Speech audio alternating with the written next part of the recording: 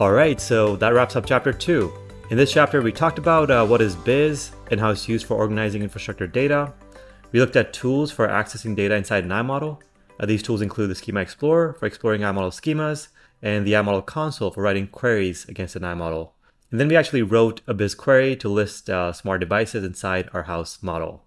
In the same way, we can write BIS queries to access data across infrastructure domains. For example, the Coffs Harbour model that we saw in the previous chapter, we talked about how it contains sensors that supervise the traffic on the road. Here's a list of sensors. Now, how do we access this data? We can go over to the Schema Explorer, look for sensors, and here's the schema and class for that. We'll copy that and do a simple select star and get a list of our sensors. In this case, you can see we have 56 of these sensors, and here's a list of all the data. Now, are queries always going to be that simple? Not necessarily. BIS can get pretty complicated. It's a pretty vast subject because there's so many different domains involved. For example, in the last chapter, we looked at this plant model, which you can use to cross-probe between 2D and 3D elements. So how do we make that happen? The query for that is pretty intense. So here is the actual query. You can see that we have 167 elements that are connected between the 2D and 3D models.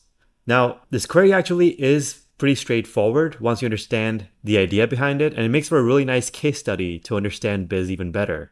I'll post a link to a blog post that breaks down this query and can help reinforce the concepts that we learned in this chapter.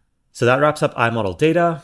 Back to our use case. So we've completed the first part of our use case statement. We have an iTwin, we understand it, and we understand the data inside it. Next up, let's start developing our smart house application.